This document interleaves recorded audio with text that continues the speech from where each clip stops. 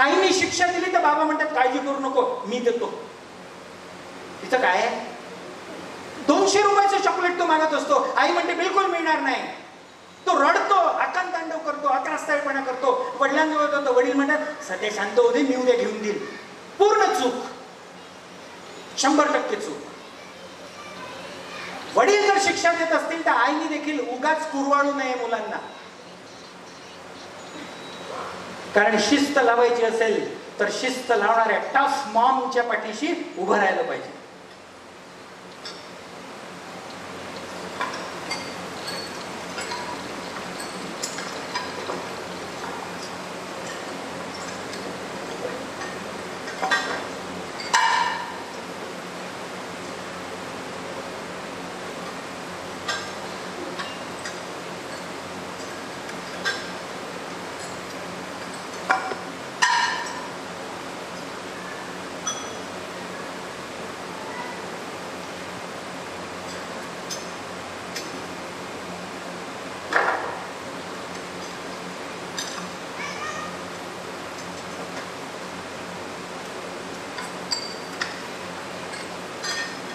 जरूरत थी छोरे से इतना गुस्सा करने की? जरा सी बात तो थी.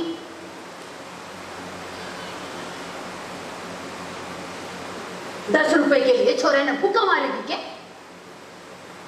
ऐसा क्या कर दिया इसने जो प्लेट उठा के ले जा रही है?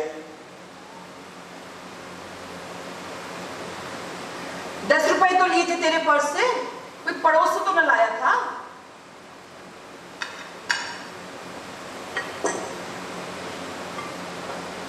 मेरे पैसे लिए थे, तेरे बाप के नहीं.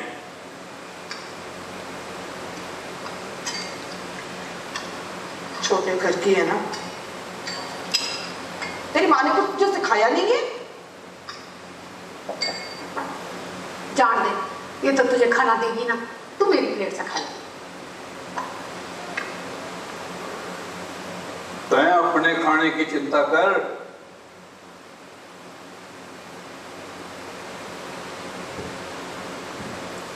इसने 10 रुपए लिए ना है, चुराए हैं.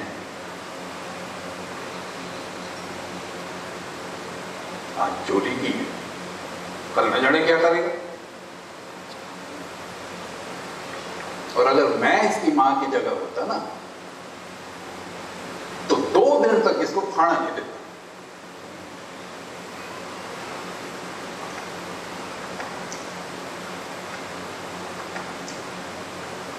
बहू,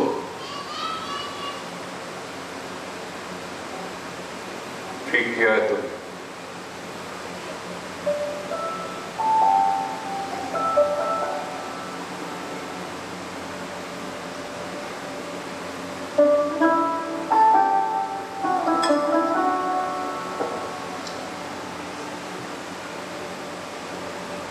खा ले.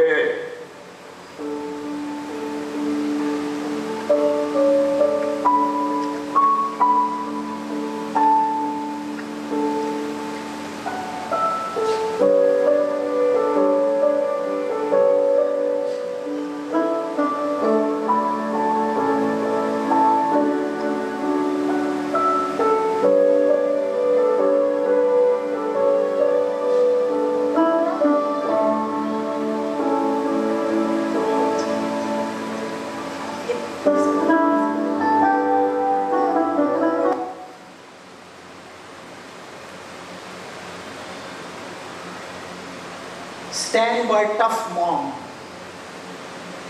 मुलाला शिस्त लावायची असेल तर घरातल्या सगळ्यांची जबाबदारी आहे. एकाने सुस्कारायचं, दुसऱ्यांनी वाटेल तसं वागू द्यायचं अजिबात नाही.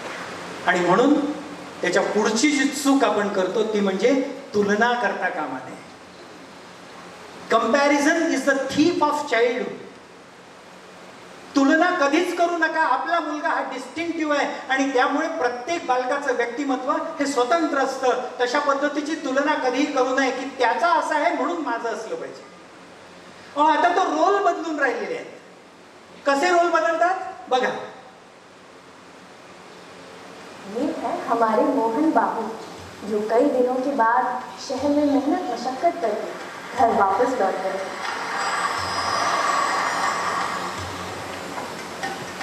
और ये है उनके जिगर के टुकड़े। मुलगा काय करतोय, मुलगी काय करते बघा. क्या कर रहा? मुझे दे दो ना. दे बनाएगा ये लो. जिनकी एक हंसी के लिए तो कुछ भी कर सकते.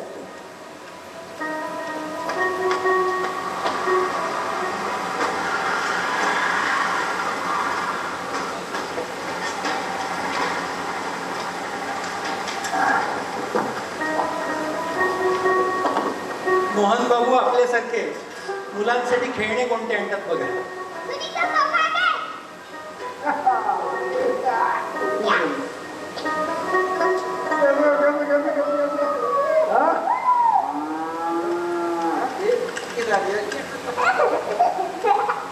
अच्छा बताओ पापा क्या लाया आपके लिए? क्या लाया पापा? ये सुनीता रानी के लिए किचन सेट. सुनीता राणी के लिए किचन के सेट. लिए बैट और बॉल. मुलासाठी बॅट आणि बॉल. खुश? जाओ, चलो. दादी, मुझे गुड बेटा. ओह सुनीता, मेरी बॉल ने मेरे लड्डू तोड़ दिए. सुनीता की बच्ची.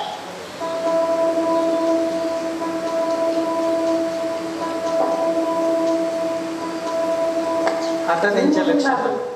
चौंक गए. जरा आंखें खोली.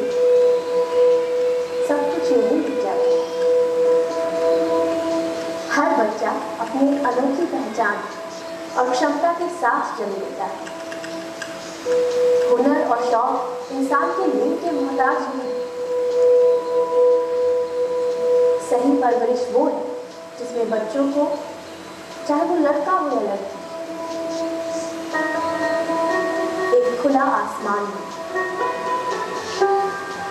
फर्क लड़के लड़की का नहीं, फर्क है सोच का. आइए सोच बदलते.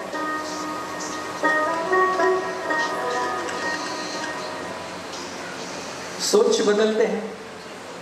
मुलाच्या हातात लाईट नाही आणि मुलीच्या हातात क्रिकेटची बॅट. तयार होता पण याच्यासाठी. Are we ready for this? Are we ready for this की उद्या आपल्या मुलाचं लग्न अशा एका मुलीशी होईल की जी कॉर्पोरेट सेक्टरमध्ये काम करते आणि तुमचा मुलगा म्हणेल की मी घर सांभाळतो, तू नोकरी कर. बायकोच्या ताटाखालचं मांजर होशील काय? हे ऐकत ऐकत आलोय तुम्ही आम्ही मोठे झालेलो आहोत. 21व्या शतकातला बदल काय? हा आहे बदल.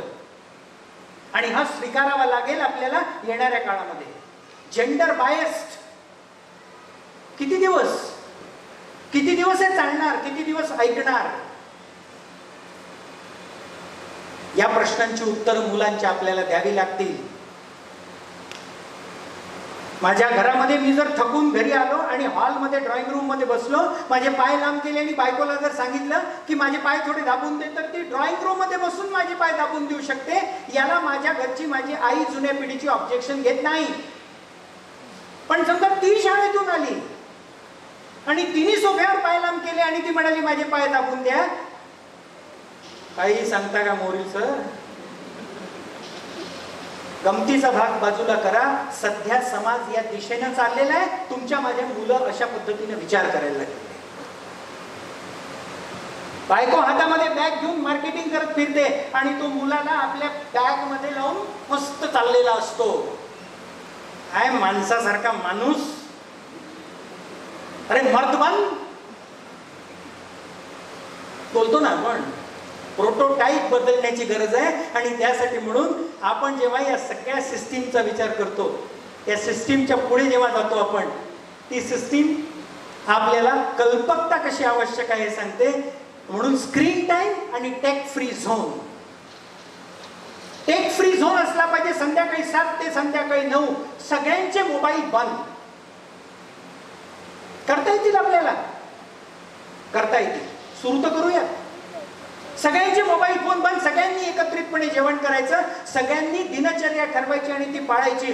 किती घरांमध्ये शुभम करोती कल्याण बंद झालेलं आहे.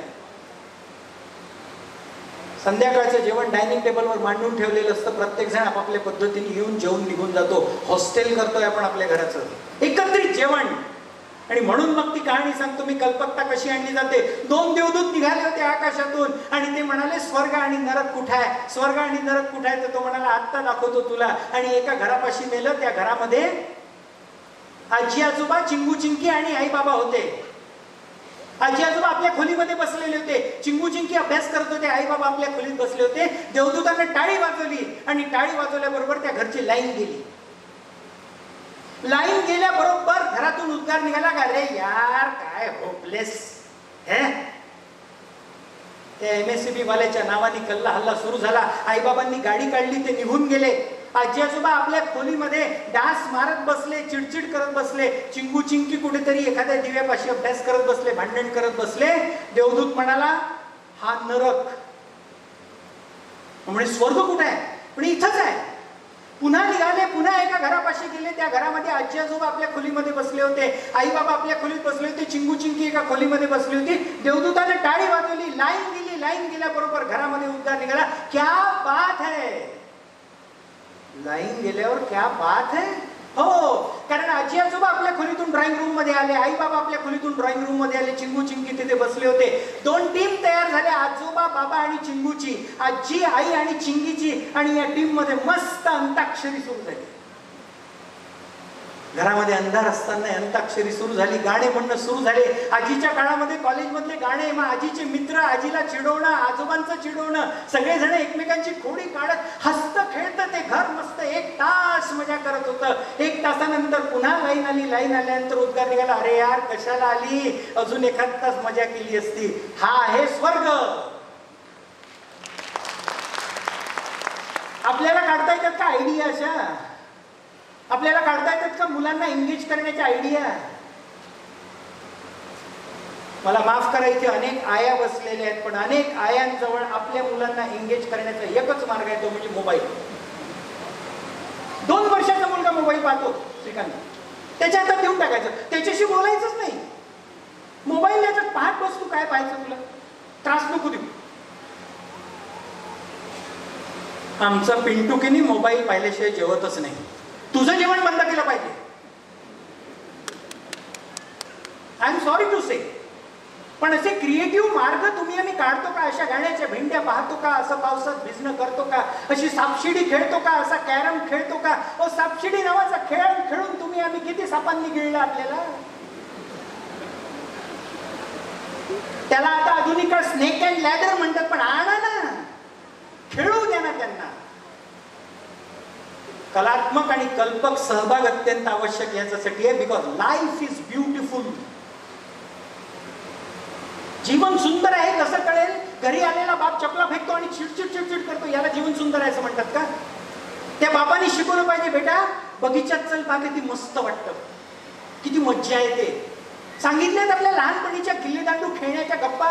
खुब्बसणी आम्ही खेळत होतो. दिवसाला मला खुब्बसणी खेळता खेळता 2 किलोमीटर नेलं होतं आणि लंगडत आणलं होतं.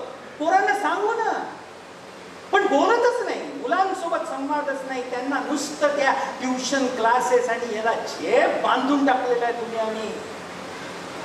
प्रत्येकाला आईन्स्टाईन बनवायचं आहे, प्रत्येकाला सचिन तेंडुलकर बनवायचं आहे, प्रत्येकाला अमिताभ बच्चन बनवायचं आहे, प्रत्येकाला दीपिका पदुकोण बनवायची आहे. त्याला माणूसच नाही राहू द्यायचं.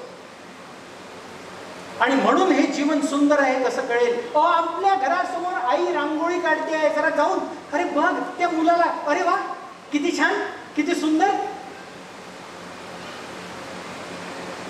आमचे एक काका होते, त्यांना वांग्याची भाजी खूप आवडायची. पण ती माऊली त्या काकासाठी वांग्याची भाजी सकाळपासून दुपारपर्यंत मेहनत करून बनवायची. आणि काका जेवायला बसले की मग ती वाट पाहिजे.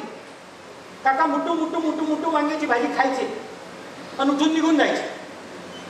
मग तिने एकदा सासूबाईंना विचारलं, का हो मामांजींसाठी मी एवढी भाजी केली, आवडली नाही का? तसं नाही आहे त्यांचं. त्यांनी काही न बोलता खाल्ली म्हणजे आवडली समजायचं. कारण मामांजीचे शब्द म्हणजे अटल बिहारी वाजपेयींचे शब्द आहेत. मामाजी असं कधीच म्हणणार नाही की अरे वा किती छान भाजी झाली ग. मुलं पाहून शिकतात. आपला बाप आपल्या आईला कसा अप्रिशिएट करतोय. आपला बाप आपल्या आईच्या भाजीचं कसं कौतुक करतोय, आपला बाप आपल्या आईला कसं म्हणतोय, अरे वा किती छान दिसते ग, अरे वा वा वा किती छान दिसते. हा मोबाईल मध्येच पाहते ना, मोबाईल मधले चित्र पाहतो तो. लाईफ इज ब्युटिफुल आणि हे सांगावं लागेल आपल्याला आपल्या वर्तनातून. आणि म्हणून त्यासाठी आपल्या व्यक्तिमत्वात बदल झाला पाहिजे की आपण किती निगेटिव्ह बोलतो. हे बेकार, ते बेकार, यानं खराब केलं, त्यानं खराब केलं. आणि आपण पोरांची बोलणं जाऊ द्या, पंडाकडे सर फेसबुकवर मात्र इतकं लिहिते घडी. अरे हे पॅरेग्राफचे पॅरेग्राफ. कुटुंबामध्ये संवाद असला पाहिजे. अबे तू लिहू नको, तू संवाद कर.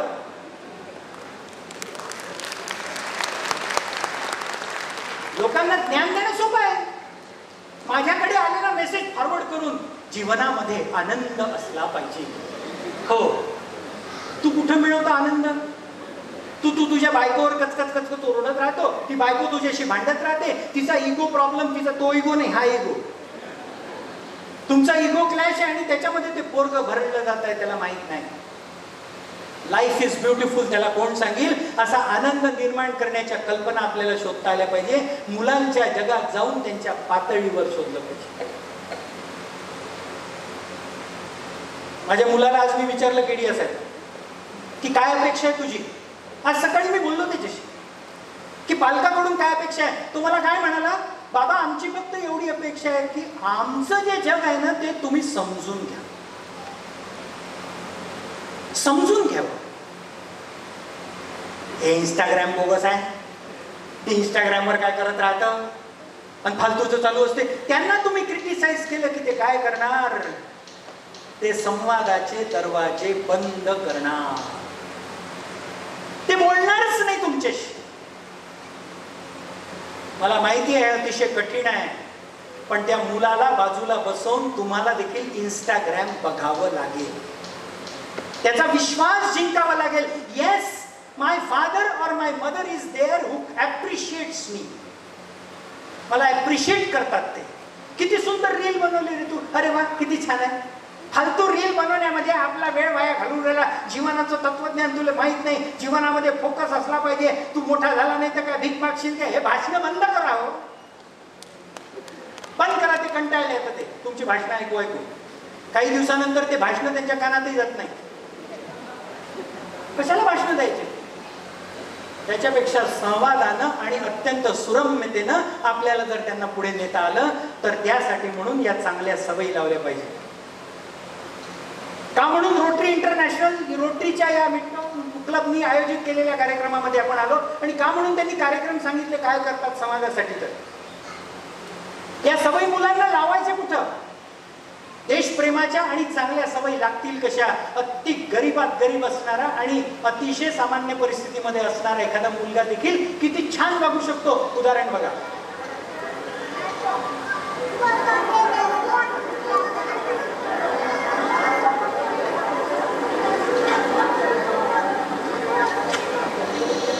या फिल्मला ऑस्कर अवॉर्ड मिळालेला आहे.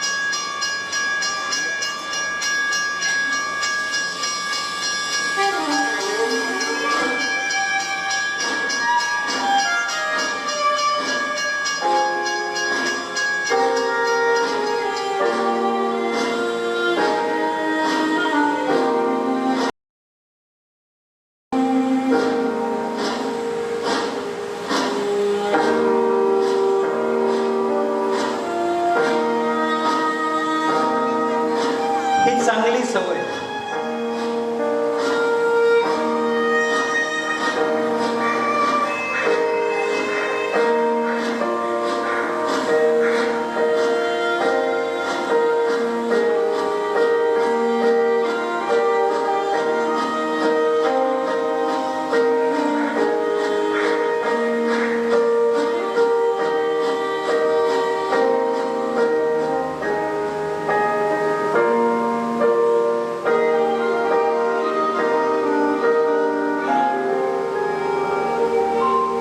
आता दुसरी चांगली सवय.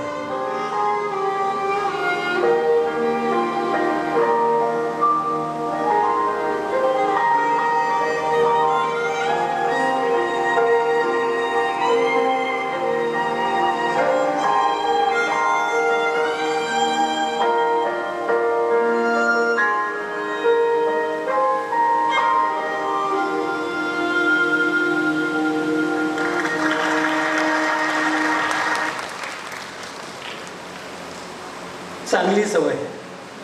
घरामध्ये चर्चा करता येतात, दिवाळीचे किल्ले बांधता येतात, आर्थिक विषयावर चर्चा करता येते, मला पगार किती आहे मुलांना सांगता येतं आणि 27 तारखेला महिन्याच्या जर त्यांनी महाग वस्तू मागितली तर त्याला 3 दिवस थांबायला सांगायचं माझा पगार व्हायचा आहे. माझ्या लहानपणी मला मिळालं नाही म्हणून तुम्हाला पाहिजे तेवढं देणारे पालक आहेत आणि वाटेल तशा पद्धतीनं खर्च करणारे, कारण मला मिळालं नाही मी दिलं पाहिजे. आर्थिक शिस्त मुलांना लावणं गरजेचं आहे. माझा एक मित्र आपल्या मुलाला 1 रुपया द्यायचा असतो तो बूट पॉलिश करण्याचा. त्याचा मुलगा त्याचं बूट पॉलिश करायचा आणि ते 1 रुपया त्याचा, त्या दोघांमधलं डील होतं आणि महिन्याला 30 रुपये तो मुलगा मिळवायचा. Find out the possibilities to know economic discipline of home. म्हणजे तो परगावला गेल्यानंतर हिशोब लिहेल बरोबर आणि आपण पाठवतो तो पैसा खर्च करेल. अन्यथा त्या पैशाचं काय होते हे तुम्हाला मी जर सांगितलं ना तर आपल्याला आश्चर्य वाटेल की आपल्याशी न बोलणारा, आपल्याशी संवाद न करणारा आपला मुलगा जो आज 5 वर्षाचा आहे, जो 10 वर्षाचा आहे, जो 12 वर्षाचा आहे, जो 18 वर्षाचा आहे, तो 18 वर्षाचा झाल्यानंतर चांगली परीक्षा पास करून पुणे किंवा मुंबई किंवा कुठल्या तरी मोठ्या शहरामध्ये शिकायला जाईल ना, आणि तिथे गेल्यानंतर तो जर आपल्याशी संवाद करत नसेल, त्याला टेन्शन आलं तर आई बापांशी तो बोलू शकत नसेल, तर परीक्षेच्या आदल्या दिवशी त्याच्यावर टेन्शन येईल आणि तो आपल्या मित्राला म्हणेल की यार मला परीक्षेचं टेन्शन आलंय. किती स्वाभाविक गोष्ट आहे. त्याचा मित्र म्हणेल काळजी करू नको, माझ्याजवळ की नाही एक गोळी आहे, माझ्याजवळ एक गोळी आहे, ती गोळी मी तुला देतो, त्याची किंमत फक्त 10 रुपये आहे, ती एक गोळी तू घे. ती काय गोळी आहे डॉक्टर साहेब? ती अँटी डिप्रेसंट आहे 0.5 mg ची. जी गोळी घेतल्यानंतर काहीच होत नाही, त्यांनी फक्त छान वाटतं, रिलॅक्स वाटतं. ती गोळी तो घेतो, त्याला छान वाटतं, त्याचा पेपर चांगला जातो. 3 दिवसांनी जेव्हा दुसरा पेपर असतो तेव्हा तो मित्राकडे पुन्हा जातो, यार 10 रुपयाची एक गोळी अजून दे ना. तो ती गोळी देतो आणि असे 5ही पेपर त्याचे पूर्ण होतात. आपल्या आई वडिलांना न सांगता त्यांनी आपल्या टेन्शनवरचा मार्ग शोधून टाकलेला आहे. कारण आई वडिलांना वेळच नाही तुला टेन्शन आहे का विचारण्याची. आई वडील फक्त त्याच्या वॅलेटमध्ये पैसे टाकतायत. चिंता करू नको, पेटीएम ते नाही चाललं तर फोन पे, ते नाही चाललं तर गुगल पे, खर्च कर पैसे, चिंता करू नको, क्रेडिट कार्ड देऊन ठेवतो, काळजी नको करू. दुसऱ्या परीक्षेच्या वेळेस 2nd सेमिस्टरला तो त्या मित्राकडे जातो, कारण परीक्षेच्या वेळी त्याला चांगलं वाटलं असतं. तो मित्र म्हणतो मी तुला गोळी देतो पण त्या गोळीची किंमत यावेळेस 100 रुपये आहे. 1 mg ची गोळी डॉक्टर साहेब, 5 गोळ्या तो घेतो 500 रुपयाला. हिशोबात चूक काहीतरी लिहितो किंवा त्याला हिशोब लिहिण्याची आपण सवयच लावलेली नाही. त्या 5 गोळ्या घेऊन ती परीक्षा तो देतो. 6 सेमिस्टर पर्यंत त्या गोळीची पॉवर ही 5 mg झालेली असते. त्या गोळीची किंमत, एका गोळीची किंमत 2500 रुपये झालेली असते. आणि 7व्या सेमिस्टरला तो जी गोळी घेतो त्याला ब्ल्यूटिक असं म्हणतात, जी ड्रग्सची गोळी आहे.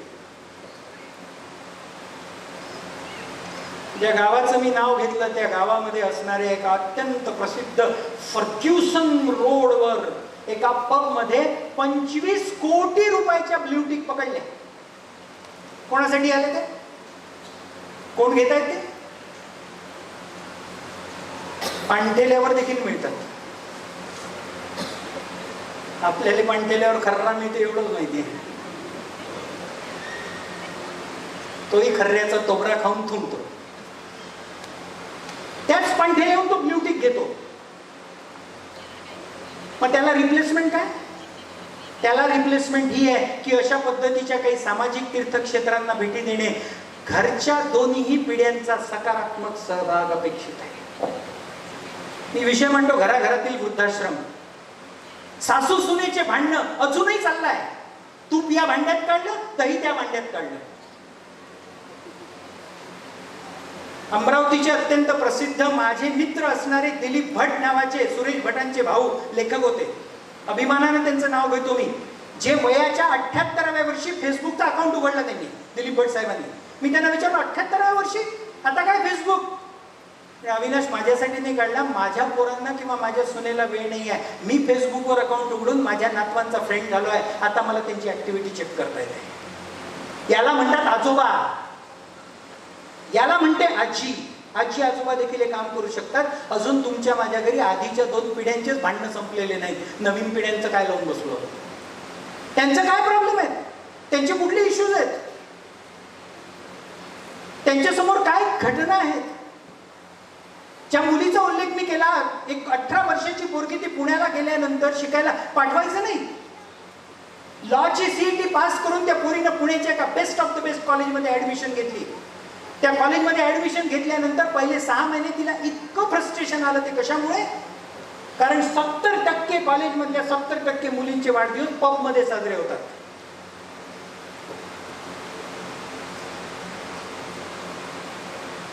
नवीन कॉलेजमध्ये फर्स्ट इयरला आलेल्या मित्रांची पार्टी, त्याचं ते कॅप्शन पाठवलं तिने मला. Party organisers forget party time night 10 to 2 and liquor is allowed. Liquor is allowed. मग त्या मैत्रिणीने विचारलं, अनन्या तू नाही येते का? तरी म्हणे नाही नाही मला नाही चालत म्हणे, आणि माझ्या बाबांना नाही आवडणार. नाही, तेरे पापा को कहाँ पता चल रहा है? 18 वर्षाच्या माझ्या मुलीसमोर केवढं मोठं मोहजाळ आहे. तिला ते ओढून राहिलंय आणि ती थांबते का बरं आहे? कारण तुम्ही आम्ही घरी दिलेले संस्कार. संस्कार कामाचे आहे का दडपण आहे? कामाचे आहे. पण ते राबवत असताना त्यांच्यावरचं प्रेशर तुम्ही आम्ही समजून घेणार नाही का? आपले मुलं मोठमोठ्या शहरांमध्ये जाऊन शिकतील तेव्हा त्यांच्यावर प्रेशर राहील. त्याच्यावरचा मार्ग एकच आहे, संवाद, संवाद आणि संवाद. जाऊ दे मोबाईल तर आम्ही शिकायलाच पाठवत नाही. ताप नको डोक्याले. असं नाही करता येणार, असं नाही करता येणार. कारण 15 कोटीचे ब्ल्यू टिक नागपूरला देखील पकडले. 150 किलोमीटर फक्त. काही काळजी करू नका, झपाट्याने येऊन राहिलाय, झपाट्याने. मुलगा तो एकटा राहतो, माहित नाही आपल्याला. आपल्या खोलीमध्ये मोबाईलवर बोलतोय, माहित नाही आपल्याला. तो गेम खेळतोय, माहित नाही आपल्याला कोणते गेम खेळतोय. ज्या गेम मध्ये लोक मारत सुटतात असे गेम 5व्या वर्गातल्या मुलाला शिकवले जातात. स्लॉटर नावाचा गेम आहे, मुलांमध्ये अतिशय प्रचलित आहे. त्यांनी काय करायचं, त्याला तलवार मिळते आणि आलेली माणसं कापत न्यायचे. हा गेम 5वीतल्या मुलाला खेळायला देतो तुम्ही आम्ही. माहितीये का आपल्याला कोणते गेम डाउनलोड करतोय तो मोबाईलवर? याच्यासाठी संवाद पाहिजे, याच्यासाठी त्याच्या जीवनामध्ये प्रत्यक्ष सहभाग पाहिजे. आणि म्हणून हे असं होतं.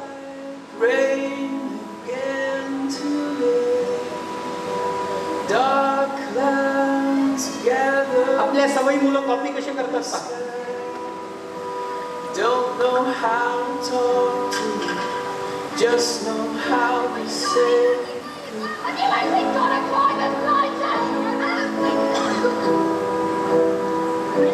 Go back where you came from. Go back where you came from.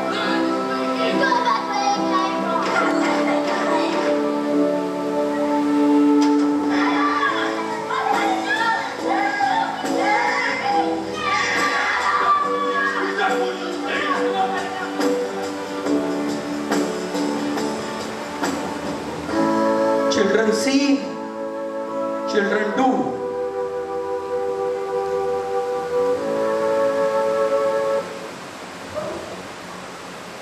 माझे बाबा माझ्याशी का बोलत नाही? तर माझ्या बाबाच्या तोंडामध्ये खर्रा असतो. माझे बाबा सिगरेट पितात. माझे बाबा दारू पिऊन येतात घरी, हे तो मुलगा पाहतोय, त्याला कळत नाही, त्याच्या लक्षात येत नाही. त्याच्या लक्षात येत नाही एखाद्या विशिष्ट दिवशी बाबा आले की चुपचाप झोपून जातात किंवा जास्त चिडले तर त्यांचा तोल जातो, त्यांना सावरावं लागतं. काय होत असेल मनामध्ये, काय होत असेल मानसिकता, किती धक्के बसत असतील त्या मुलाला. आणि म्हणून आपल्याला आपल्या सवयी जर बदलायच्या असेल तर नियोजन आणि संयम, मुलांना घराच्या छताखाली आश्वस्त वाटणे हेच खरं पालकत्व आहे. त्याला घराच्या छताखाली आश्वस्त वाटलं पाहिजे. मगा मी जे उदाहरण सांगत होतो, तो पोरगा एकटा एकटा राहतोय खोलीमध्ये, बोलत नाही कोणाशी. आपल्याला माहित नाही, अभ्यास करत असेल, त्याला त्याच्या मित्रांनी सांगितलं असतं. मगा मीच उल्लेख केला की मोबाईलवर एक व्हर्च्युअल गर्लफ्रेंड मिळते. माहितीये का आपल्यापैकी किती जणांना व्हर्च्युअल गर्लफ्रेंड काय येतं? एक मुलगी येते आणि मुलगी आल्यानंतर त्याची लिंक व्हॉट्सअपवर येते. व्हॉट्सअप क्लिक केल्याबरोबर व्हर्च्युअल गर्लफ्रेंड, आणि फक्त 10 रुपयामध्ये ती ऍक्टिव्हेट होते. आणि त्यानंतर अक्षरशः एखादी गर्लफ्रेंड जशी बोलेल तशा पद्धतीने ती मोबाईलवर त्या मुलाशी बोलायला लागते, त्याची चौकशी करते, त्याच्याबद्दल चर्चा करते. तू थकला का विचारते, तुला दुःख आहे का विचारते, तुला वेदना आहे का विचारते. आणि त्याच्यानंतर येतं की आता 20 रुपये भर, मी तुला आय लव्ह यू म्हणीन. तो 20 रुपये टाकतो, मग ती आय लव्ह यू म्हणायला लागते. हे कुठपर्यंत पोहोचतं? 200 ते 250 रुपये टाकल्यानंतर ती गर्लफ्रेंड व्हर्च्युअली आपल्या अंगावरचे कपडे काढते आणि आपला मुलगा खोली बंद करून त्याच्या स्टडी रूम मध्ये ते पाहतो.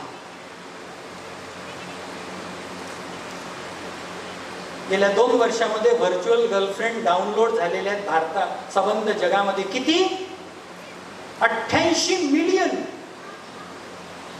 88 मिलियन. तुम्ही आम्ही केले का?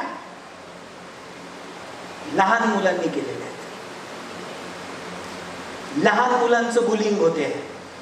कोरोनाच्या काळामध्ये टाइम्स ऑफ इंडियाला आलेली बातमी की ऑनलाईन पद्धतीनं मुला मुलींना अब्यूज करणं, वय वर्ष 9 ते वय वर्ष 14 या वयोगटातले किती मुलं अब्यूज झाले संबंध जगामध्ये? 20 मिलियन पोरं ऑनलाईन पद्धतीने अब्यूज झाले. कसे होऊ शकतात? होत आहेत. एकदा त्यांच्या त्या सगळ्या डिजिटल विश्वामध्ये जाऊयात. त्या डिजिटल विश्वामध्ये काय आहे ते पाहूयात. आणि म्हणून ती ChatGPT आणि ग्रॉक आहे. संवाद संपणे म्हणजे धोक्याची घंटा आहे. मी विनंती करतो तुम्हा सगळ्यांना, घरी गेल्यानंतर पोराला घट्ट हृदयाशी पकडा, घट्ट मिठी मारा, आठवड्यातून एकदा मारत चला. माझं तुझ्यावर प्रेम आहे सांगत चला. तू खूप चांगला पोरगा आहे सांगत चला. तू खूप जगातला सगळ्यात चांगला पोरगा आहे, मला तुझ्याबद्दल अभिमान आहे. छोट्या छोट्या गोष्टींचं ऍप्रिसिएशन करा. तो तुमच्या जवळ येईल हळूहळू. त्याला क्रिटिसाइज करू नका खूप जास्त. सजा करायची असेल, शिस्त लावायची असेल तर ती हळूहळू लागेल. मी जे सांगितलं ते जादूच्या छडीसारखं एका दिवसात बदलणार नाही. नवरा बायकोंनी एकत्रित बसून आपल्या मुलाच्या विकासात्मक वाटचालीची किती चर्चा केली आहे हो. द्या उत्तर मनात ते मनात. दिवसभरातला किती वेळ आपण याच्यासाठी घालवतो की आपल्या मुलाला मोठं कसं करायचं, कोणते पुस्तकं वाचायचे, कोणते पेरेंटिंगचे पुस्तकं वाचायचे, कोणते व्हिडिओज पाहायचे, कशा पद्धतीने मोठं करायचं बोलतोय आपण. नवरा बायकोचा संवाद संपायला लागलेला आहे तुमच्या माझ्या या व्यवस्थांमध्ये. मुलाच्या भवितव्याचा विचार करण्यासाठी अत्यंत जागरूक होण्याची गरज आहे. याचं कारण असं आहे की या Bluetooth, blue tick, blue whale, gender issues यासारखे प्रश्न आता यायला लागले. तो ब्ल्यू व्हेल गेम तो शाळेच्या रशियन सायंटिस्टनी बनवलेला, तो शाळेच्या वेबसाईटवरून आला आणि त्या मुलाला क्लिक केल्याबरोबर गेम सुरू होऊन जातो आणि त्याला 50 चॅलेंजेस दिले जातात. त्यातलं पहिलं चॅलेंज असतं आज रात्रभर झोपायचं नाही. तो झोपत नाही, मार्क्स स्कोर्ड. तो पुढच्या स्टेपला जातो, 12व्या स्टेपला. पुढच्या मधल्या सांगत नाही, 12व्या स्टेपला त्याला सांगितलं जातं की तुला लिंक येईल रात्री 12 वाजता आणि भयानक भयानक भूताचे सिनेमे येतील, रात्रभर भूताचे सिनेमे तुला पाहिजे आहेत. आई बाबा झोपले, तो रात्रभर सिनेमे पाहतोय. 12व्या नंबरची स्टेप क्लिअर. 22 नंबरच्या स्टेपवर त्याला सांगितलं जातं घरातून निघून जायचं, कोणालाही न सांगता गायब. मायबाप धावायला लागतात. पळायला लागतात, पोलीस स्टेशनमध्ये रिपोर्ट देतात, दुसऱ्या दिवशी पोराला शोधून आणलं जातं.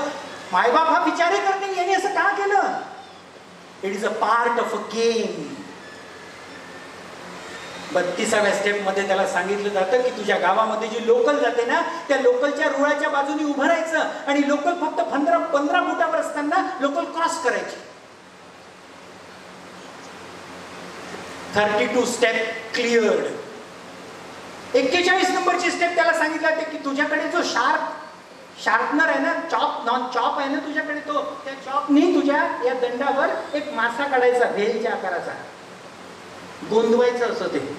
तो गोंदवतो आणि त्या दिवसानंतर फुलबाह्याचे शर्ट घालायला लागतो. आईलाही माहित नाही, वडिलांनाही माहित नाही. Step number 42 clear. Step number 50 सांगताना मात्र कठीण आहे सर.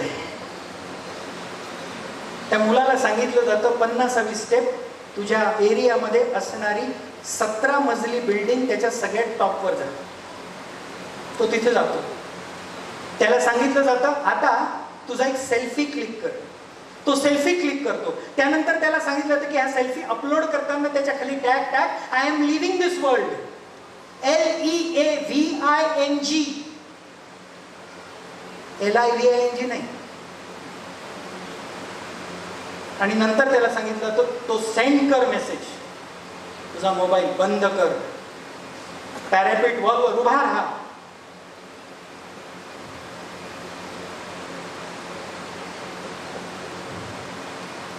आणि खाली उडी मार. आणि तो 17व्या मजल्यावरून उडी मारतो. डोक्याच्या भारावर पडून त्याच्या मेंदूच्या चिथड्या होतात. Step 50 clear.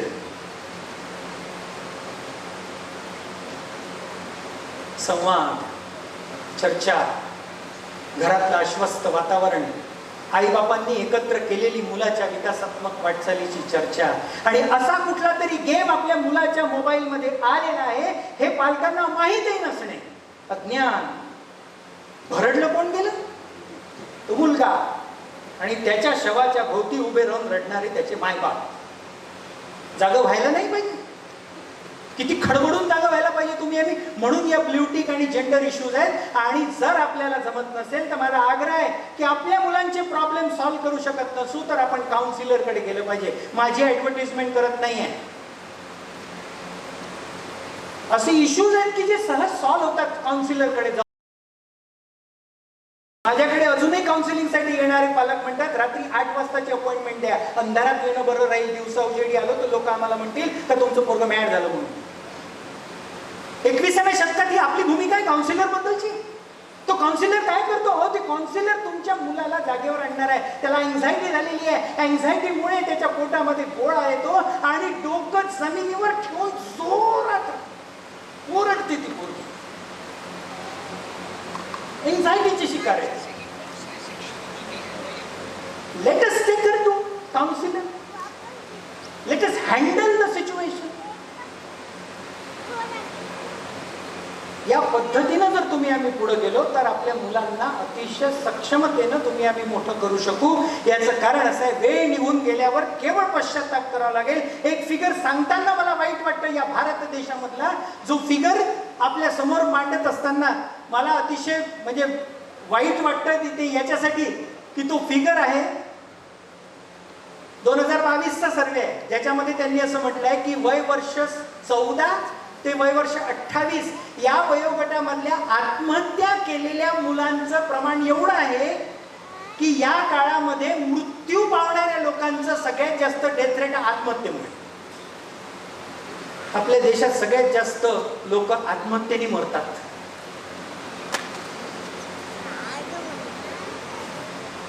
सतरा वर्षाची ती मुलगी आपल्या आजोबांच्या नावानं चिठ्ठी लिहिते कि मुझे अब पढ़ाई का प्रेशर सहन नहीं हो रहा है और इसलिए मैं अपना जीवन समाप्त कर रही हूँ. अशा पद्धतीनं अभ्यासाचं प्रेशर सहन न करून आत्महत्या करणारी त्या गावची त्या महिन्यातली ती दुसरी मुलगी असते आणि 2014 मधली 34वी असते कोटा नावाच्या गावात.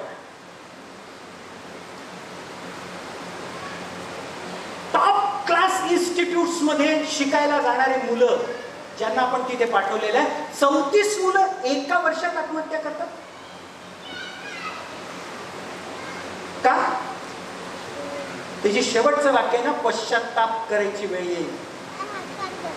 याचा अर्थ कोट्याला पाठवू नका असं होत नाही, पण ज्याची ताकद आहे, ज्याची कुवत आहे, ज्याची क्षमता आहे आणि ज्याला त्या विषयांमध्ये गम्य आहे त्यालाच पाठवा. तुमचे स्वप्न पूर्ण त्या लहान पोरांच्या खांद्यावर ठेवून करू नका. त्यांचे खांदे कोलमडून जातील आणि ते त्यांच्या आयुष्यात उभेच राहू शकतात. माझी विनंती आहे आपल्या सगळ्यांना की ज्या मुद्द्यांचा विचार तुम्ही आम्ही केला, या सगळ्या मुद्द्यांच्या आधारे आज आपल्याला काय करायचंय, तर आज आपल्याला घरी गेल्यानंतर आपल्या त्या पोराला घट्ट मिठी मारून त्याच्यासोबत वेळ कसा घालवता येईल याचा प्लॅन करायचा आहे.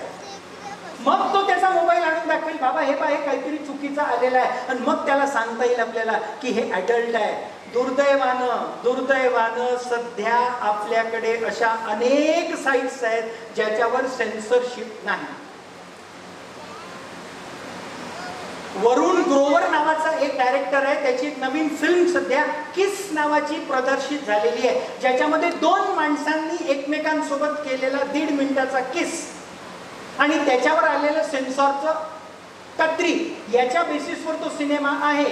तो सिनेमा तुम्हाला मला भारतात पाहायला मिळणार नाही, कारण भारतातला सेन्सॉर बोर्ड त्याला पास करत नाही, पण तो तुमच्या माझ्या मोबाईलवर मोबी नावाच्या ऍपवर फ्रीली अवेलेबल आहे आणि तुम्ही आम्ही तो रोखूच शकत. Not possible. काय करणार? मोबाईल घेऊन घेणार पोरांच्या हातचे? नाही, तेही नाही चालत, तेही नाही चालत. इथे माझ्या कॉलेजमध्ये काम केलेले इथापे मॅडम बसलेले आहेत. 1500 रुपयाचा मोबाईल 4 पोरी मिळून विकत घेतात आणि एक सिम कार्ड त्यांच्या ओढणीला बांधलेलं असतं आणि अर्ध्या तासांनी आपलं सिम कार्ड टाकून आपल्या बॉयफ्रेंडला मेसेज पाठवतात आणि सिम काढून घेतात. आणि एक सिम कार्ड एका मुलीला मिळवायला काहीच लागत नाही, कारण तिला आधार कार्ड बाबानंच दिलेला आहे आणि 30 रुपये तिच्या पाकिटात आहेत. हाऊ टू स्टॉप दिस? त्याच्यावर पर्याय एकच, संवाद, सकारात्मक संवाद, त्यांच्या जीवनामध्ये प्रवेश, त्यांच्या जीवनामध्ये सहभाग घेऊन त्यांचं जग जाणून घेणे, त्यांना क्रिटिसाइज न करणे, त्यांना समजून घेणे. अगदी तुमची पोरगी म्हणत असेल की मला मुलं आवडत नाहीत, मला मुली आवडतात, मला मुलींबद्दल अट्रॅक्शन वाटतं, इथे बसलेल्या सगळ्या पालकांना असं जर एखाद्या पोरी म्हटलं काय करा, एक तर आपण डोकं धरून बसू, हे काय झालं, तिचं तर लग्नासाठी पोरं पाहून राहिले पण ही म्हणते पोरी आवडते. माझ्या मित्रमैत्रिणींनो, बंधू भगिनींनो, हा एक सिरियस इश्यू आहे आणि आता या संबंधी आपल्याला काम करण्याची गरज आहे. हे पोरं ज्या क्षेत्रामध्ये जातील त्या क्षेत्रामध्ये अजूनही मॅडम आपल्या कॉलेजमध्ये अशा पद्धतीचा ट्रान्सजेंडर किंवा गे असणारा एखादा माणूस स्वतःचा जेंडर डिक्लेअर करून जर येत असेल, त्याला काय ट्रीटमेंट देतो तुम्ही आम्ही? सांगा, करा विचार. कशी ट्रीटमेंट देतो? एखादा जर गे असेल तर एक तर त्याला छक्का म्हणतो आपण, त्याला हिणवतो. आणि आपले पोरं ज्या सिस्टीम मध्ये शिकून राहिले, ज्या नव्या सिस्टीम मध्ये शिकून राहिले, तिथे इक्वॅलिटी आहे. त्यांच्या फॉर्मवर 3 जेंडर आता लिहिले जातात, मेल, फिमेल आणि ट्रान्सजेंडर. जिथे गव्हर्नमेंटने ऍक्सेप्ट केलेलं आहे, जिथे सिस्टीमने ऍक्सेप्ट केलेलं आहे, तुम्ही आम्ही ऍक्सेप्ट करायला तयार नाही. मनाचे कवाड कोणाचे उघडले पाहिजे? आपले. आपण उघड्या डोळ्यांनी पाहिलं पाहिजे काय चाललंय जगामध्ये, आणि मग हे सौजन्यपणे जर पाहिलं तर आपल्याला खऱ्या अर्थाने आधार मिळतो. आणि तो आधार या सगळ्या इंग्रजी लेखकांच्या याच्यातून नाही मिळत, तो आधार आपल्या मराठीमध्ये लिहिल्या गेलेल्या एका कवितेतून मिळतो. त्या कवितेला मला इथे सांगताना आनंद होतो. बीज अंकुरे अंकुरे ओल्या मातीच्या कुशीत, कसे रुजावे बियाणे माळ राणी खडकात. खडकात कसं रुजवलं ते बियाणं? ते बियाणं रुजवायचं असेल, ते बियाणं म्हणजे आपलं पोर, आणि त्या पोराला जर मोठं करायचं असेल तर ओल्या मातीची कूस पाहिजे. आणि ओल्या मातीची कूस म्हणजे आई वडिलांच्या प्रेमाचा आधार. त्या पोरीला येऊन घट्ट मिठी मारता आली पाहिजे आईला. आई, आज मला वाईट वाटतंय का? आज मला माझ्या मैत्रिणींनी काहीतरी म्हटलं, किंवा आई मला असं झालं, आई मला तसं झालं, ते सांगता आलं पाहिजे. बीजा हवी निगराणी, हवी मायेची पाखर. निगराणी पाहिजे, सोडून देऊन नाही होत. कोचिंग क्लासवाला पाहत राहील, शाळेवाले पाहत राहतील, टाकून दिलं, मशीन आहे का ते? बीजा हवी निगराणी, हवी मायेची पाखर. सर किती छान लिहिलंय बघा. लख प्रकाश निर्मळ त्यात कष्टाचा पाझर. कष्ट करावे लागतात, फुकट नाही होत, आपोआप नाही होणार. मोरील सरांचं ऐकल्यानंतर हो मी जे बोलतोय ना हे माझं स्वतःचं, मी देखील एक पालक आहे. I am a sufferer. मी काही कोणाला दोष देत नाहीये. हे आपण सगळे हे भोगतोय. मग याच्यासाठी कष्ट करावे लागतील. आज या लोकांनी एवढ्या कष्टानं कार्यक्रम घेतला का? तर आपण सगळेजण मिळून एकत्रितपणे आपल्या घराचा प्लॅन करूयात, आपल्या मुलांना समजून घेऊयात. ती मायेची पाखर द्यावं लागेल. हवे अंधारल्या रात्री चंद्रकिरणांची साथ. कोण आहे चंद्रकिरण? चंद्रकिरण आहेत आई बाबा. अंधारल्या रात्रीमध्ये कासवागत भिजभिजणारं मन असणारं, सशागत घाबरलेलं ते कोकरू आपल्या घरचं जेव्हा घाबरून गेलेलं असतं तेव्हा त्याचा हात धरणारे चंद्रकिरण म्हणजे आई बाबा पाहिजे. आणि ते आई बाबा तुम्ही आहात. ती ताकद निर्माण करूयात आपण. आणि म्हणून अंकुराचे होता रोप, होई रोपट्याचे झाड. अंकुराचं रोपट होईल, रोपट्याचं झाड होईल. मुळ्या रोवून रानात उभे राहील हे खोड. निळ्या आभाळाच्या खाली प्रकाशाचे गीत गात. हो, त्याला प्रकाशाचं गीत गाण्याची ताकद कुठून मिळेल? तर आई वडिलांच्या स्वभावातून मिळेल, आई वडिलांच्या सहवासातून मिळेल. आई वडील त्याला सांगतील हे छान आहे रे, जग सुंदर आहे बेटा, काळजी करू नको. पण पाय तुझा घसरला, तुला ठेच लागली तर पहिला माणूस तुझ्या मागे कोण आहे? तर तुझा बाप आहे. चिंता नको करू, आय एम देअर, मी आहे तुझ्यासोबत. आणि तो विश्वास निर्माण करता जर आला तर मग कसे रुजावे बियाणे माळ राणी खडकात. शेवटचं कडवं मला फार आवडतं. नाही झाला महावृक्ष, नाही झाला महावृक्ष, कशाला चिंता करायची? पण नाही होणार ना, तो नाही कमावणार पैसे, हरकत नाही. जो पैसे कमावत आहे मोठ्या पॅकेजमध्ये, तो अमेरिकेमध्ये जाऊन बसलेला आहे आणि त्याचे आई वडील म्हातारे आपल्या घरामध्ये दिवाळीच्या दिवशी उभे राहून आपले नातू आपल्या अंगणात खेळतील याची वाट बघत राहतात. काय अर्थ आहे त्या पॅकेजला? नाही झाला महावृक्ष जरी नसे कल्पतरू, फुला फळांचा त्यावरी नाही आला रे बहरू. फुला फळांचा बहर नाही आला चालेल ना, काही हरकत नाही. आनंदी जिवंत जगेल. निदान कोणत्या कामातील ते काम पहा. क्षणभर विसावेल वाट सरू सावलीत. त्याला सावली देण्याची क्षमता जरी त्या पोरामध्ये असेल ना, तरी देखील तो एक अत्यंत श्रेष्ठ दर्जाचा माणूस. आणि त्याच्याबद्दल आपल्याला अभिमान वाटेल की येस, माझा मुलगा इंजिनियर नाही झालाय, माझा मुलगा डॉक्टर नाही झालाय, प्रथित यश ज्या चौकटी आहेत ते नाही झाला. आज माझा मुलगा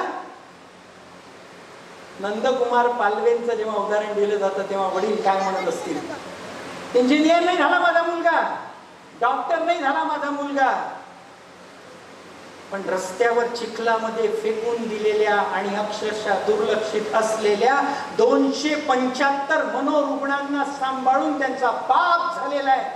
असा आहे नंदकुमार पालवे. काय कमी आहे, काय कमतरता आहे? डॉक्टर बनून मोठी बिल्डिंग उभी करून मल्टी स्पेशालिटी हॉस्पिटल, मोठं काम आहे ते, पण तेच केलं पाहिजे आणि तेच श्रेष्ठ दर्जाचं आहे असं कोण सांगितलं? नंदकुमार पालवे होता येतं, प्रकाश आमटे होता येतं. आणि अशा पद्धतीनं मोठं होऊन तो सावली जर देणारा ठरत असेल तर मग काय हरकत आहे?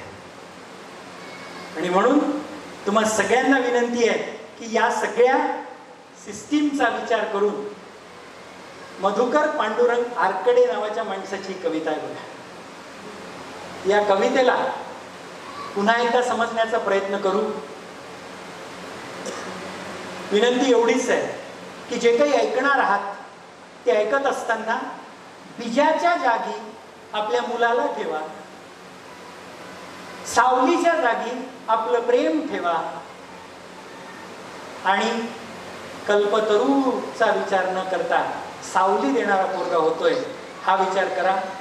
मग हा जसं आपल्या मुलांना मनामध्ये आणलं तसं आतापर्यंत मी जे सांगितलेलं आहे ते सगळं मनामध्ये आणून परत एकदा मुलांना आठवा.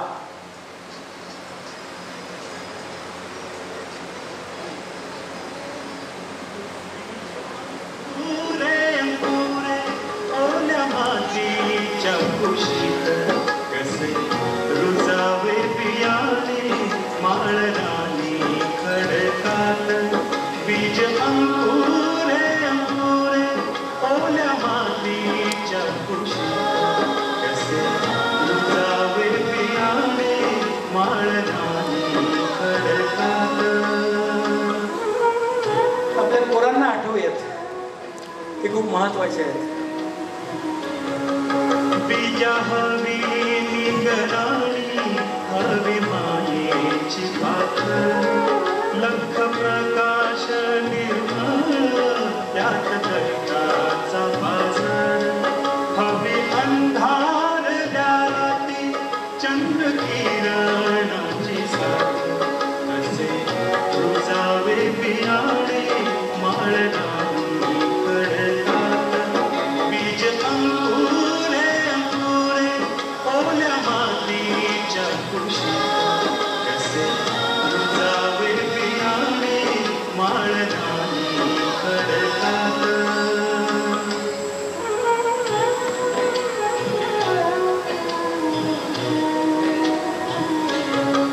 अंकुराचे होता रोप होई रोप त्याचे झाड मुळ्या रोवून रानात उभे राहील हे खोड निळ्या आभाळाच्या खाली प्रकाशाचे गीत गात कसे रुजावे बियाणे माळरानी खडकात बीज अंकुरे अंकुरे ओल्या मातीच्या कुशीत कसे रुजावे बियाणे माळरानी खडकात.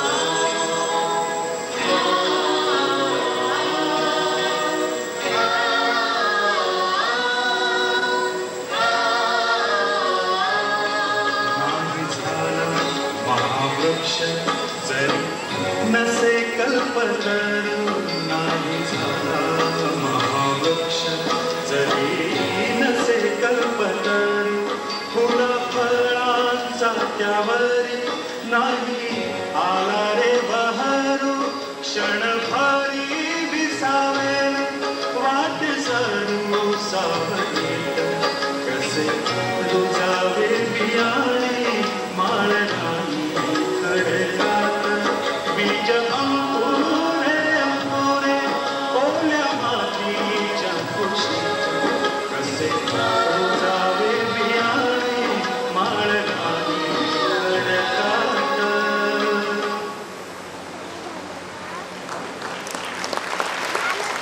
आपल्या मुलांना सांभाळा, त्यांना तुमची नितांत गरज आहे. आणि या विचारानं प्रेरित होऊन आपल्या घरी आपली वाट पाहणारे आपले पिटुकले आपले छोटे छोटे मुलं हे उज्ज्वल भविष्याच्या दिशेने जातील अशी खात्री व्यक्त करतो आणि थांबतो. धन्यवाद.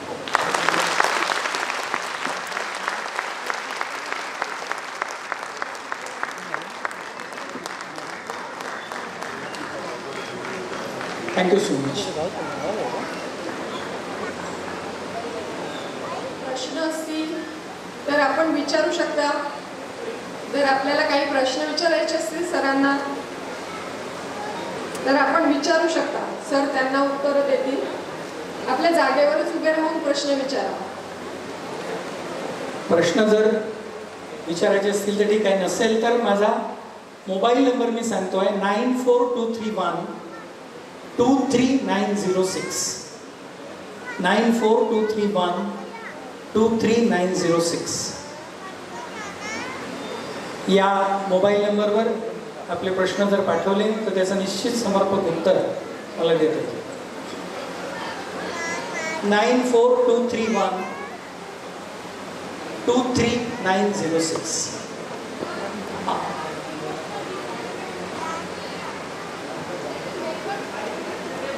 इमोशनल डिस्प्लेसमेंटची मेथड मी प्रोसेस सांगितली. त्याच्यामध्ये आपल्याला त्यांचा विश्वास निर्माण करावा लागेल. त्याच्यानंतर त्यांना ज्या गोष्टी आवडतात त्या गोष्टीवर बोलावं लागेल आणि मग ते आपलं मन आपल्यासमोर मोकळं करतील. आपल्याला ऑब्झर्व्हंट याच्यासाठी राहावं लागेल जसं त्या व्हिडिओमध्ये आपण पाहिलं की तो मुलगा रागवला आणि त्यांनी आपल्या आईचं लॅपटॉप धडकन बंद केलं. अशा पद्धतीच्या रिॲक्शन जर येत असतील तर हा चुकीचं वाटतो किंवा याला शिस्त नाही असं न समजून घेता याचं काहीतरी तंत्र बिघडलेलं आहे. आणि म्हणून असा चिडून गेलेला मुलगा बेडरूममध्ये जेव्हा तुम्ही जाता तेव्हा त्याला मांडीवर बसवा, त्याच्याशी प्रेमानं त्याला काय वाटतं ते समजून घ्या. मग त्याला हळूच विचारा की बेटा मग तू कशासाठी रागवला. तुमच्या बोलण्याचा जर त्याला राग आला असेल तर त्याला सॉरी देखील म्हणा. आपण मुलांना सॉरी म्हणत नाही, आपल्याला सॉरी देखील म्हणता आलं पाहिजे की हो आय एम सॉरी, माझं चुकलं. तर तो मुलगा देखील सॉरी म्हणेल, अन्यथा तो सॉरी म्हणणार. इमोशनल डिस्प्लेसमेंटची प्रोसेस असते ती आपल्याला विश्वासाने तयार करते.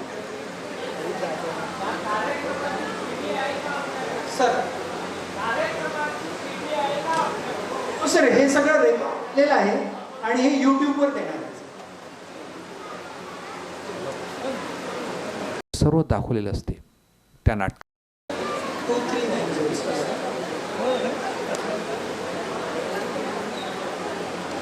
बरोबर आहे. म्हणजे तुम्ही जे म्हणताय की मोबाईल तो सोडत नाही, तर तो मोबाईल बाजूला ठेवून त्याला दुसरं कुठे एंगेजमेंट करता येऊ शकतं हे त्याच्या स्वभावानुसार तुम्हाला शोधावं लागेल. त्याच्याशी खेळून बघा, त्याच्याशी काहीतरी एखादा नवीन खेळ खेळा, तुम्ही त्याच्यासोबत वेळ घालवा, वडिलांना वेळ घालवायला लावा, म्हणजे तो मोबाईल ठेवेल.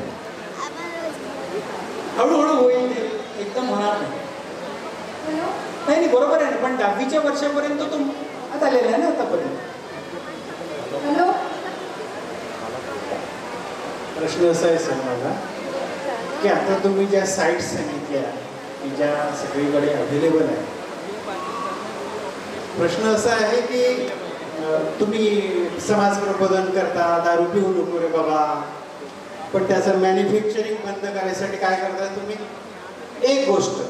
आणि या साईट्स सगळ्या बंद करण्याच्या दृष्टीनं शासन काय करते, शासनाच्या कडे आपण कुठल्या प्रकारे तुमच्याकडून काय वेगळं?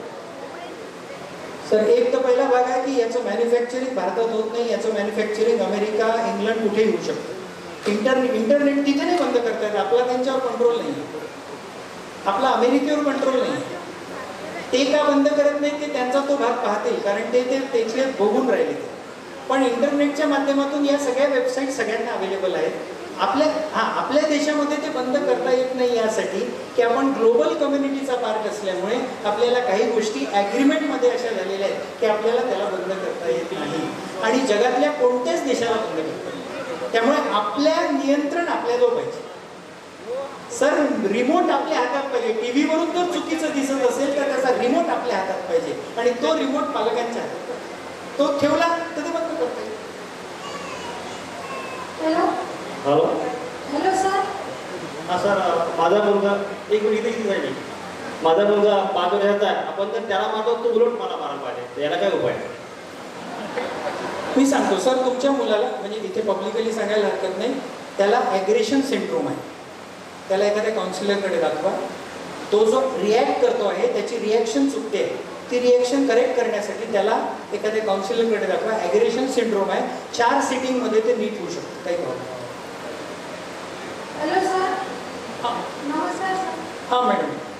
सर आज आपण जो कार्यक्रम घेतलेला आहे त्यासाठी सगळ्यात आधी मी आपल्याला अनंत कोटी धन्यवाद देते, कारण की कोणतेच पॅरेंट्स आजपर्यंत अशा प्रकारे चर्चा केली नाही की आपल्या मुलांना अशा प्रकारच्या अडचणी असतील.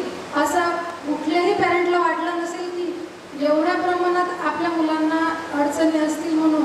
आणि इतका सुंदर कार्यक्रम घेतला सर आपण, खरोखर अनंत कोटी धन्यवाद. श्रीकांत मानकर सरांचे आभार माना आणि सरांचे सर्व टीमचे अनंत धन्यवाद आहे सर. आणि सर मी आणि माझे मिस्टर आम्ही सर वाशिमवरून आलो खास फक्त या प्रोग्रामसाठी. आणि माझ्या ननद इथे राहतात, त्यांनी आम्हाला बोलवलं की प्रोग्राम आहे म्हणे पॅरेंटिंगवरती. तर मी म्हटलं आम्ही नक्की येऊ आणि आम्ही इथे आलो. तर ताईंचे पण धन्यवाद आहे आणि आपल्या पूर्ण टीमचे सुद्धा अनंत धन्यवाद आहे. असंच कार्य आपल्याकडून जसं होत आहे तसं आमच्याकडूनही हो. आणि फक्त आपलाच मुलगा आपला नाही तर जगात जेवढे मुलं आहेत ते सगळे आपले आहेत आणि त्यांच्यासाठी आपल्याला सगळ्यांना आपण त्यांचं मूल आहो या दृष्टीनं आपल्याला कार्य करायचं आहे आणि त्यांना घडवण्यासाठी प्रार्थना करायची आहे आणि प्रयत्न करायचे आहेत. धन्यवाद सर. धन्यवाद.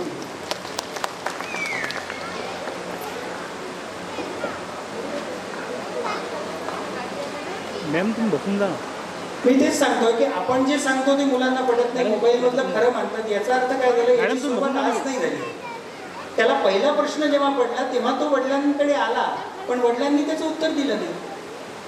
शेवटी एक लक्षात घ्या, पाणी वाहण्यासारखं हे आहे. तुम्ही रोखलं, इथे रोखलं तर दुसरीकडून निघेल, तिथे रोखलं तर तिसरीकडून निघेल. पहिल्याच ठिकाणी पालकांनी जर त्याच्या प्रश्नांची उत्तरं देणं सुरू केलं व्यवस्थित, तर तो मोबाईलला विचारणार नाही ना.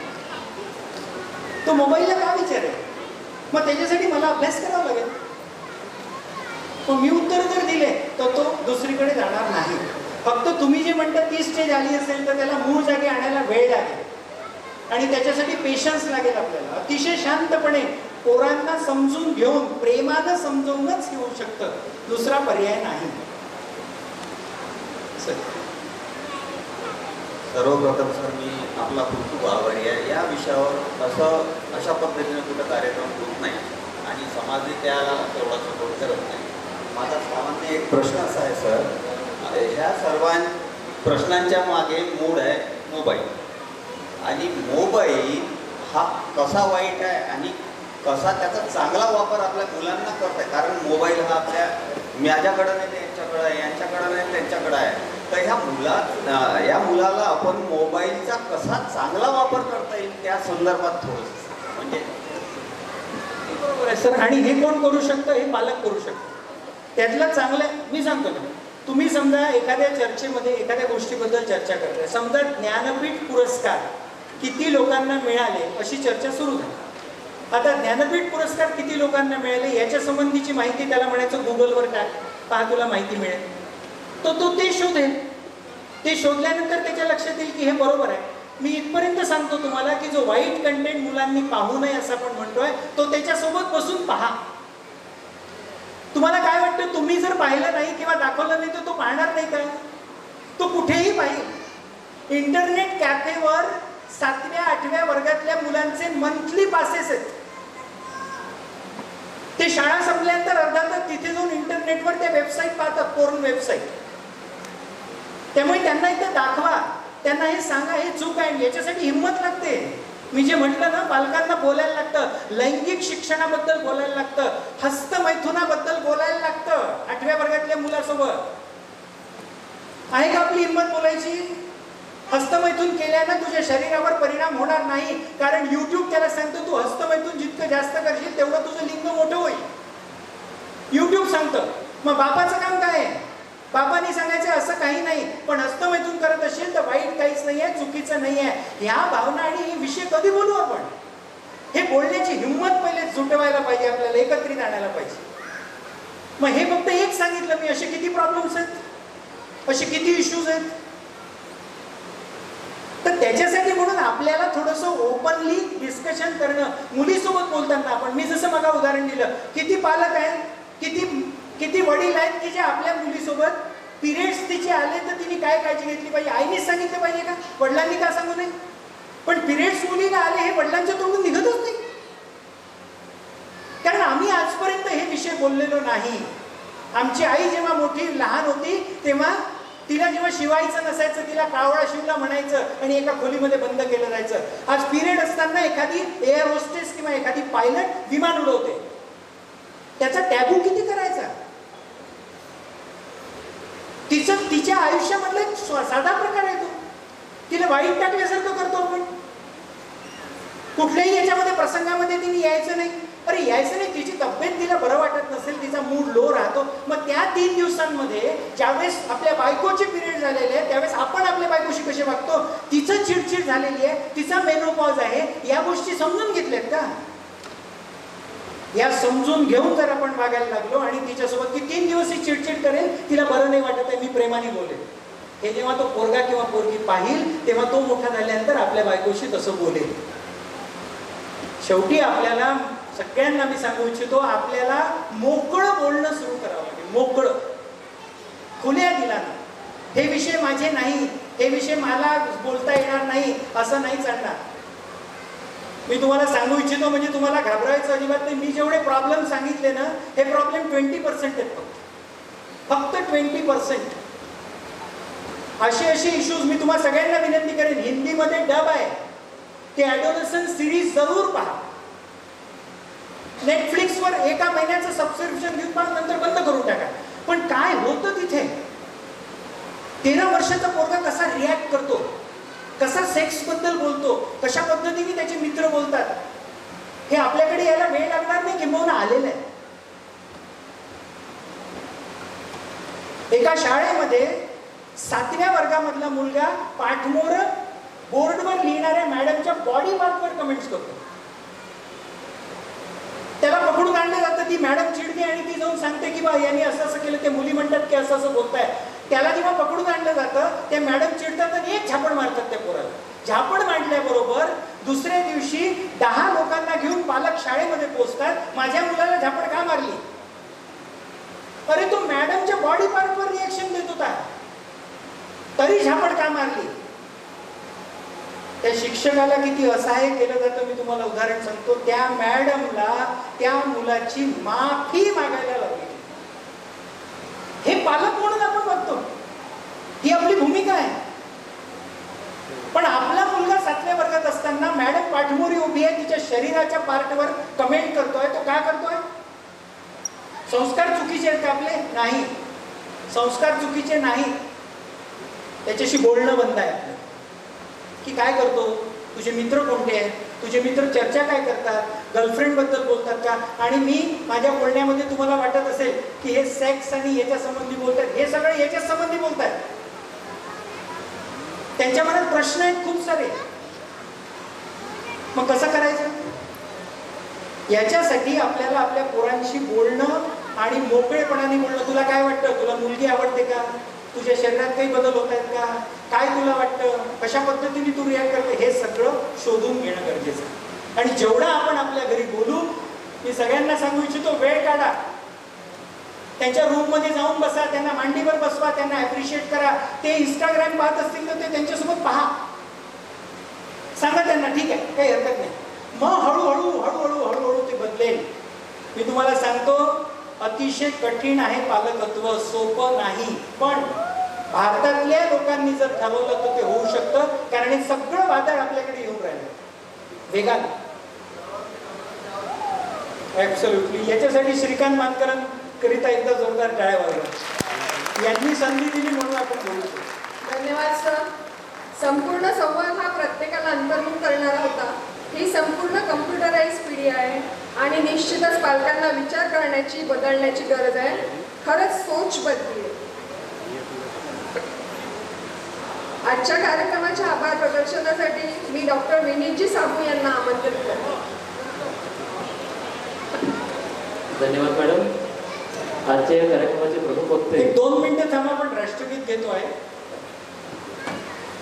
अण्णाजी मोरे यांनी खूप संवेदनशील विषयावर आपले महत्त्वपूर्ण उद्बोधन दिले आणि सगळ्यांनी अतिशय चांगला रिस्पॉन्स दिला. त्याबद्दल मोरे सरांचे खूप खूप आभार. कोणताही कार्यक्रम म्हटला तर त्याची फायनान्सचा विचार करावाच लागतो. त्यासाठी आम्हाला निवमच्या नीता कक्कड मॅडमनी खूप सहकार्य केलं. प्रोग्राम डिक्लेअर झाल्याबरोबर त्यांनी म्हटलं की निवम विल स्पॉन्सर इट आणि कुठे नाव नाही आलं तरी चालेल, पण प्रोग्राम चांगला झाला पाहिजे. त्यांचे खूप खूप आभार मॅडम. नंतरही महेशजी डांगे सर यांनी बँक ऑफ महाराष्ट्राकडून स्पॉन्सरशिप दिली, त्यांचे खूप आभार मानतो. आमचे PDG किशोरजी केडिया सर जे आमच्या क्लबचे आधारस्तंभ आहेत आणि त्यांनी आमच्या क्लबचं नाव इंटरनॅशनल लेवलवर पोहोचवलं आहे.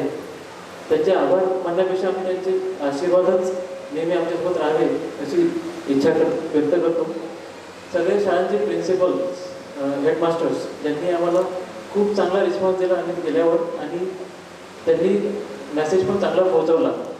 अटेंडन्स बघून आपलं समजतच आहे. त्या सगळ्यांची मी रोटरी क्लब ऑफ अमरावती मिटवून आभार मानतो. सगळ्यात महत्त्वाचं म्हणजे पॅरेंट्स, ते आले, काही पॅरेंट्स बाहेर जाऊन आले, वाशिमहून काही लोक आले, त्या सगळ्यांचे खूप खूप आभार मानतो. आमचे रोटरी मेंबर्स ज्यांनी या कार्यक्रमासाठी खूप मेहनत घेतली आणि गीता परिवार, आमचे एज्युकेशन ऑफिसर देशमुख मॅडम या सगळ्यांचे आभार मानतो. मीडियाने पण चांगली प्रसिद्धी दिली, त्यामुळे आम्ही तुमच्यापर्यंत पोहोचू शकलो, त्यांचे पण आभार. सगळ्यात शेवटी आमचे MOC मॅडम गीता तिकडे मॅडम यांचे आभार व्यक्त करतो आणि प्रेसिडेंट सरांना विनंती करतो की प्लीज त्यांनी तिकडे मॅडमला फेलिसिटेट करावं.